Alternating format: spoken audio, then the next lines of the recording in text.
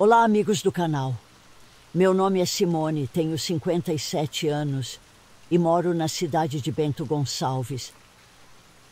Desde pequena, sempre tive um fascínio pelo oculto. Não que eu praticasse ou buscasse algo relacionado ao misticismo, mas todas as coisas que eu ouvia sobre o sobrenatural sempre me chamavam a atenção. No entanto, eu nunca acreditei de verdade que algo assim pudesse acontecer comigo. Uma pessoa comum, com uma vida comum que só queria seguir em frente com os altos e baixos da vida. Mas essa vida às vezes nos prega peças que nem imaginamos. Era um dia como outro qualquer. Acordei cedo, preparei o café da manhã, deixei o almoço pronto e saí para o trabalho. Minha rotina era sempre a mesma. Corrida, cheia de responsabilidades. Mas eu me sentia confortável naquilo. Tinha um marido atencioso, uma filha que eu amava mais que tudo e uma vida que, embora simples, eu considerava feliz. Pelo menos era o que eu achava. Naquele dia, eu estava especialmente cansada. Não sei se foi o peso da semana, o estresse do trabalho ou algo que meu corpo já pressentia, mas tudo parecia me sobrecarregar mais do que o normal. Acordei com uma sensação estranha, um aperto no peito, mas ignorei. Afinal, quem tem tempo para prestar atenção nessas coisas? Tinha muita coisa para fazer e, como sempre, segui em frente com minhas tarefas. No final do dia, depois de uma longa jornada de trabalho, decidi passar no supermercado. Lembro-me de estar andando pelos corredores, sentindo uma leve tontura, a cabeça pesando, mas continuei. Foi quando, de repente, tudo ficou escuro. Senti um aperto no peito, uma dor aguda. E antes que pudesse entender o que estava acontecendo, apaguei. Quando meu coração parou e senti minha alma sendo arrancada do meu corpo, tudo ao meu redor se transformou em uma quietude surreal. Não sei quanto tempo havia passado. E então me vi flutuando acima de mim mesma, assistindo meu corpo imóvel na cama do hospital. Médicos e enfermeiros correndo desesperados ao meu redor, tentando me trazer de volta à vida. Mas ao mesmo tempo comecei a sentir uma atração inexplicável, como se algo me puxasse para fora daquele quarto. De repente fui levada por um túnel de luz, mas em vez de me conduzir a um lugar de paz, como sempre ouvi falar nas experiências de quase morte, o túnel me lançou em um espaço escuro, um lugar onde o tempo e o espaço não pareciam ter sentido. E foi ali, naquela escuridão, que comecei a ver algo que me fez morrer por dentro. Se é que ainda havia alguma vida em mim. A princípio, as vozes eram apenas sussurros, como se estivessem sendo carregadas pelo vento. Não reconheci de imediato, mas então, à medida que me aproximei, as palavras começaram a se tornar mais claras, e eu soube exatamente quem estava falando. Era a voz do meu marido, suave, quase afetuosa. Uma voz que eu conhecia bem demais. Eu não sei, querida. Não quero que ela sofra, mas se ela não resistir, já pensou o que vamos fazer? Disse ele, num tom que parecia carregado de preocupação. Mas ao mesmo tempo havia algo mais em suas palavras. Algo que a princípio não consegui identificar. Eu também não quero que ela sofra, mas eu penso em nós e em como poderia ser depois se ela não voltar. Respondeu minha filha, minha própria filha, em um tom de voz tão frio e calculista que fez meu estômago revirar. Meus olhos se arregalaram na escuridão ao redor. Não podia ser. Aquela menina que carreguei 9 meses em meu ventre, nascida das minhas entranhas, agora estava ali, ao lado do homem que jurei amar até o fim dos meus dias, especulando sobre a possibilidade de minha morte, para que eles pudessem ficar juntos. O diálogo deles continuou, e cada palavra que saía de suas bocas Era como uma facada em meu coração. Se ela não sobreviver, estaremos livres para viver a vida que sempre quisemos. Meu marido disse, com um toque de esperança na voz, como se estivesse sonhando com um futuro em que eu não existia. Sim, só nós dois. Finalmente, minha filha respondeu. Eles se abraçaram.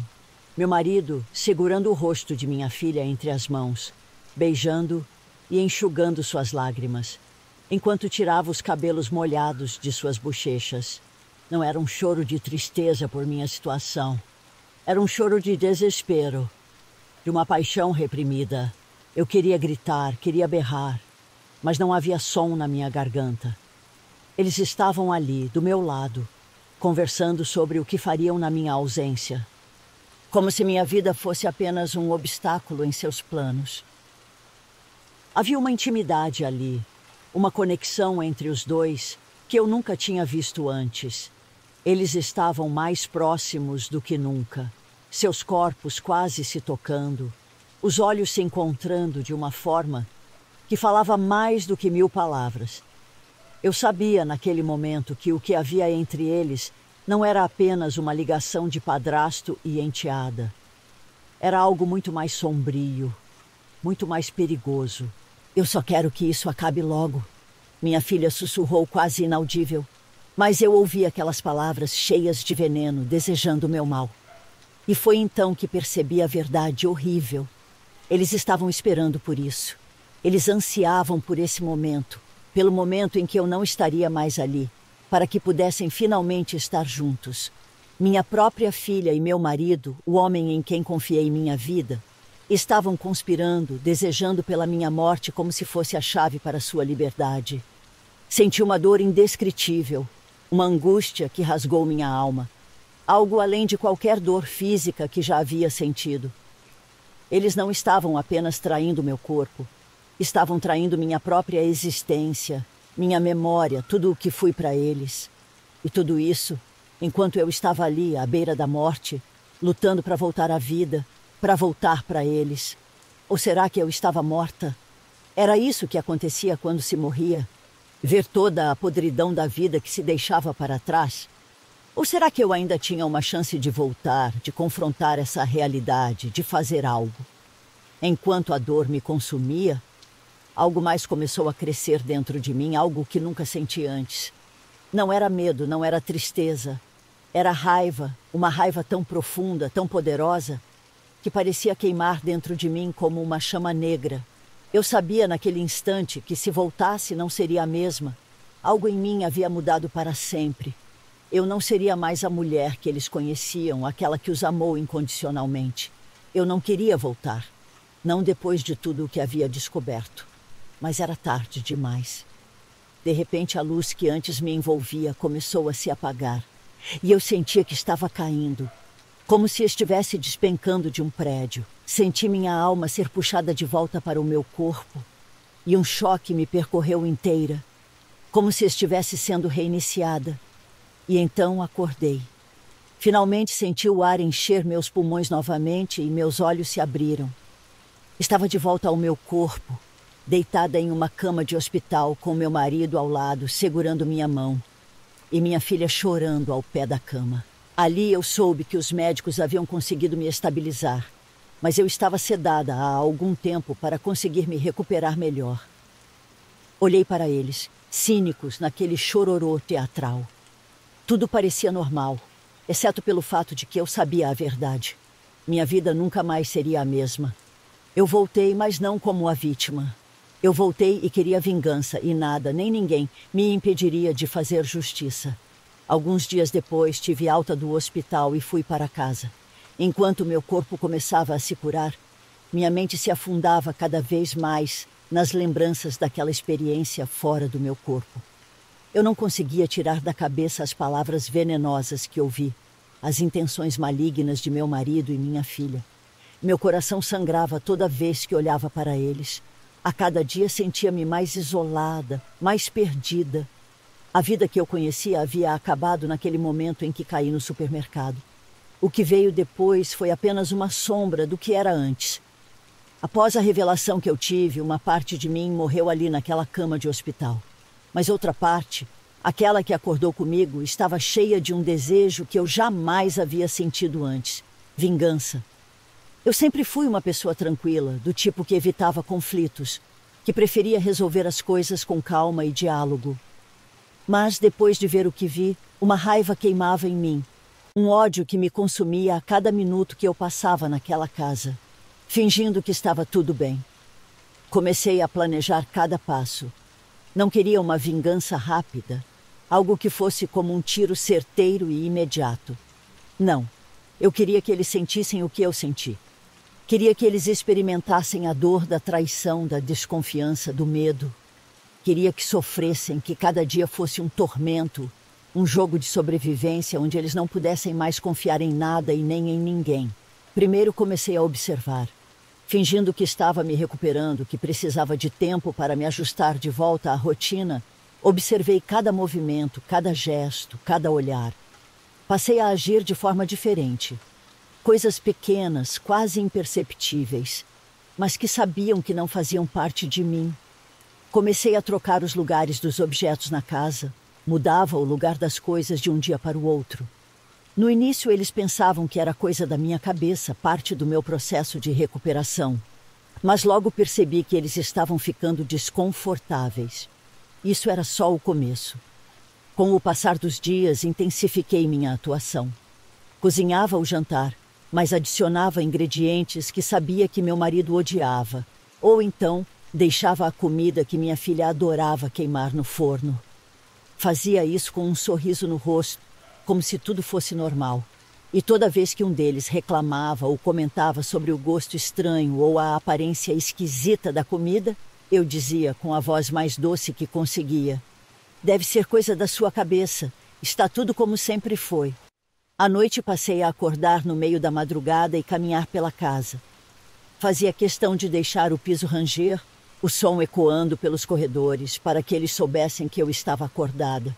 Não dormiam direito, eu sabia disso, e era exatamente o que eu queria. A privação de sono iria começar a mexer com suas mentes, torná-los mais frágeis, mais suscetíveis. Mas eu sabia que precisava de mais. Sabia que não podia parar por aí. Então comecei a plantar dúvidas. Uma vez, enquanto estávamos jantando, mencionei casualmente um nome. O nome de uma mulher que meu marido havia conhecido no trabalho há anos. Eu sabia que não havia nada entre eles, mas observei a reação dele. Um leve estremecimento, uma pausa no garfo que levava à boca. "Perfeito", continuei. "Sabe, sempre achei que vocês dois combinavam. Você nunca mais falou dela, por que será?" Ele disfarçou o riso. Disse que eu estava sendo boba. Mas eu vi o desconforto nos olhos dele. E minha filha, que estava ao nosso lado, também percebeu. Continuei a lançar essas sementes, pequenas insinuações que não eram verdadeiras, mas que começavam a criar raízes. Eu sabia que, com o tempo, as desconfianças iriam crescer. Comecei a enviar mensagens anônimas para meu marido. Mensagens que pareciam inofensivas, mas que, com o passar do tempo, se tornavam mais pessoais, mais invasivas. Eu sabia todos os seus segredos, todas as suas fraquezas e usava isso contra ele. Ele ficava cada vez mais paranoico, olhando por cima do ombro, tentando entender quem poderia estar fazendo isso. Nunca suspeitou de mim, claro. Eu era a esposa, a mulher que ele havia traído, e ele achava que tudo estava bem. Pobre coitado. Minha filha, por outro lado, foi mais difícil. Ela era esperta, sempre foi, e eu sabia que precisaria ser cuidadosa. Comecei a deixar bilhetes em lugares onde só ela encontraria. Bilhetes que diziam coisas como: "Eu sei o que você fez" ou "Você nunca estará segura." No início, ela ficou assustada. Pensou que era uma brincadeira de mau gosto, mas logo o medo começou a tomar conta. Começou a olhar por cima do ombro, a se trancar no quarto. A cada dia, ela parecia mais pálida, mais desgastada, e eu apenas observava, satisfeita com o progresso. Com o tempo, a tensão entre os dois aumentou. Começaram a brigar por qualquer coisa, pequenas discussões que se transformavam em gritos. E eu? Eu estava sempre lá, como um fantasma, observando, ouvindo, alimentando as chamas. Eu fazia questão de estar por perto, mas sem interferir, deixando que eles se destruíssem por dentro. Quando percebi que estavam à beira de um colapso, intensifiquei minhas ações. Comecei a manipular seus pertences, a esconder coisas importantes, a apagar mensagens dos celulares, a criar situações em que eles se sentissem traídos um pelo outro. Eles não sabiam mais em quem confiar, e isso os estava enlouquecendo. Minha filha começou a se afastar de mim, não queria mais falar, me evitava. Eu sabia que ela estava planejando ir embora, fugir, tentar escapar de tudo isso. Mas eu não podia deixar isso acontecer. Em uma dessas noites em que eu vagava pela casa como um fantasma, o ódio se tornou insuportável, lembrando de tudo que vi no hospital. Decidi que precisava de algo mais. Sabia que, por conta própria, eu não seria capaz de infligir a dor que eles mereciam, que eles estavam tão imersos na traição que apenas uma força maior poderia fazer com que pagassem pelos seus pecados. E foi então que a ideia de um pacto começou a se formar na minha mente, uma ideia tão aterrorizante quanto irresistível. Eu havia ouvido falar de pactos com o diabo, histórias de pessoas desesperadas que vendiam suas almas em troca de poder ou vingança. Sempre achei que eram apenas contos para assustar pessoas ingênuas.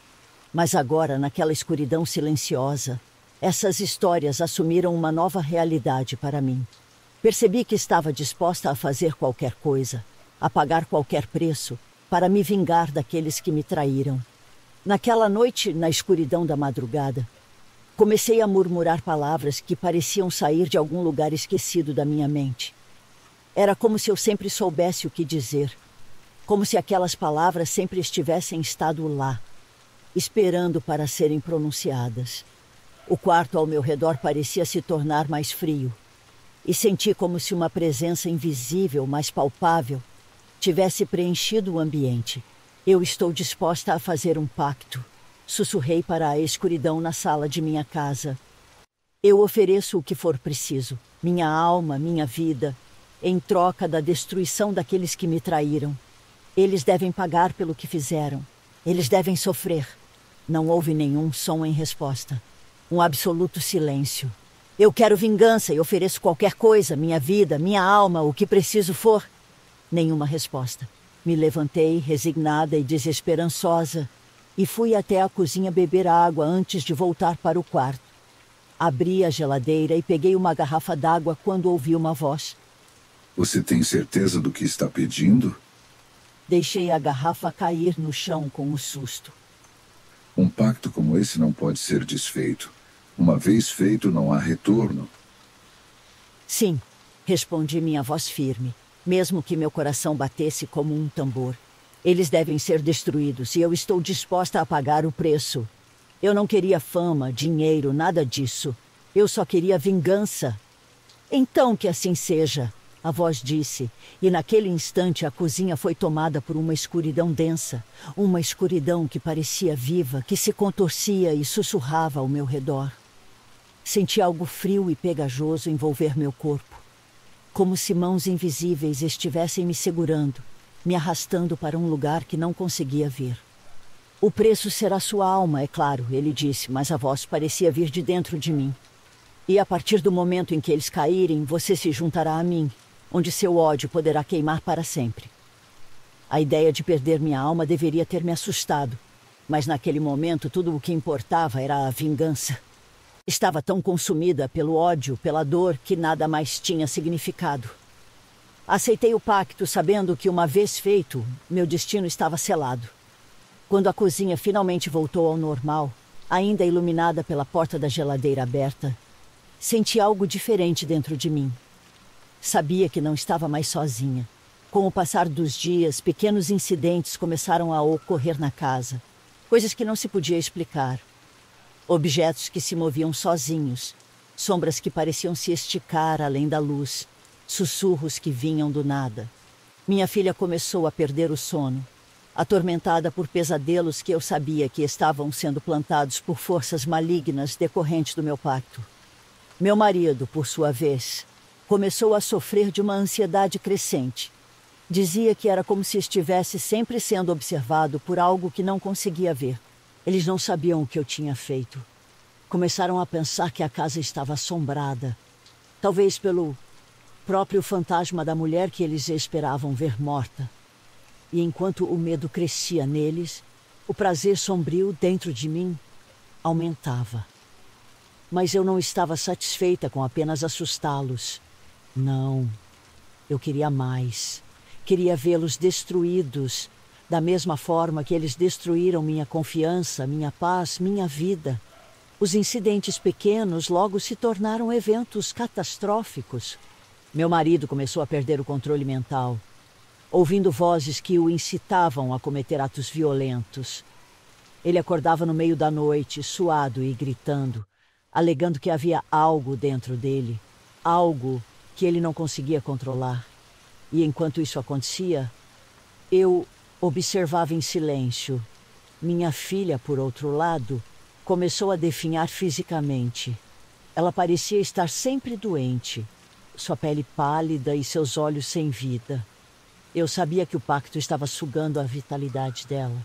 Paul, um parasita se alimentando da juventude e energia dela. Foi numa noite, quando o clímax do pacto finalmente se revelou. Meu marido, agora completamente fora de si, confrontou minha filha no meio da sala de estar. Eu me escondi nas sombras, observando enquanto ele gritava palavras incoerentes, acusando-a de ser a causa de tudo, de ser uma tentação, um demônio em forma de pessoa. Minha filha, em choque, tentou argumentar, mas suas palavras eram fracas. Suas forças estavam quase esgotadas. E então, num momento de pura loucura, ele avançou sobre ela, suas mãos ao redor de seu pescoço, apertando com força. Eu não fiz nada para impedir. Fiquei ali, nas sombras, vendo tudo se desenrolar diante de mim, sabendo que essa era a justiça que eu tanto desejava. A força sombria dentro de mim vibrava em êxtase, alimentada pela violência, pela destruição que estava acontecendo bem diante dos meus olhos. No momento em que a vida deixou o corpo dela, senti uma onda de prazer me atravessar. O pacto estava cumprido, e com isso, o destino de meu marido foi selado. Ele caiu de joelhos, chorando e gritando, tomado por uma dor e arrependimento que chegaram tarde demais. Ele estava em total desespero. Saí de casa sem rumo, e enquanto eu caminhava, ouvi um disparo, um barulho de arma de fogo. Uma mistura de triunfo e vazio me envolvia. A justiça que eu havia desejado, a destruição de minha filha e de meu marido, agora parecia uma vitória amarga.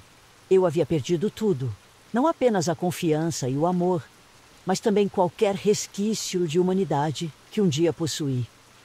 Sentia que, com cada passo, eu me afastava mais da mulher que fui, da pessoa que amou e foi traída. Cheguei a uma pracinha perto de casa e sentei em um banco velho, sem saber o que pensar, confusa em meus sentimentos. Está satisfeita? A voz surgiu, de repente, como se sempre estivesse ali, esperando o momento certo para falar. Era a mesma voz que ouvi durante o pacto, mas desta vez ela parecia estar feliz, se divertindo. Fechei os olhos, tentando organizar meus pensamentos. Estava satisfeita? Parte de mim queria dizer que sim, que finalmente havia conseguido o que mereciam. Mas outra parte, aquela parte que ainda guardava algum vestígio de quem eu era, estava atormentada pela ideia do que fiz. Eu havia feito tudo aquilo, e por quê? Por vingança, por orgulho, ou talvez por puro desespero. Você conseguiu o que queria. A voz continuou, mais próxima agora. Sua filha está morta. E seu marido... bom, ele logo estará também. A dor que causou a ambos é irreversível. Mas e agora? Não havia resposta. Pelo menos nenhuma que eu pudesse dar. Lembro que me perguntei, o que eu faço agora? Agora? A voz riu, uma risada fria que ressoou dentro da minha cabeça. De repente, o silêncio encheu o ar novamente. Não ouvi mais nada além das folhas das árvores. Não sei por quanto tempo fiquei ali, quando ouvi barulhos de sirenes de polícia. Ou seriam bombeiros? Eu não sei. Eu me levantei, sentindo as pernas trêmulas, e comecei a andar de novo de volta para casa. E então, enquanto caminhava lentamente, no meio da escuridão, senti que não estava mais sozinha. Mas eu sabia que as trevas não tinham pressa. Elas podiam esperar. Elas queriam esperar, pois era uma forma de me torturar. E eu esperava, na incerteza de quando ou como elas viriam. Eu sabia que no final não haveria escapatória. E agora tudo o que restava era aguardar o inevitável. E assim vivo cada dia como se fosse o último, com o peso da culpa e da escuridão pairando sobre mim, sabendo que a cada batida do coração, a cada suspiro, estou um pouco mais perto do momento em que as trevas voltarão para buscar o que lhes pertence. E quando esse momento chegar, estarei pronta. Não com coragem, mas conformada, como alguém que já foi consumida pela própria escuridão. Hoje me arrependo do que fiz, mas para mim já é tarde demais.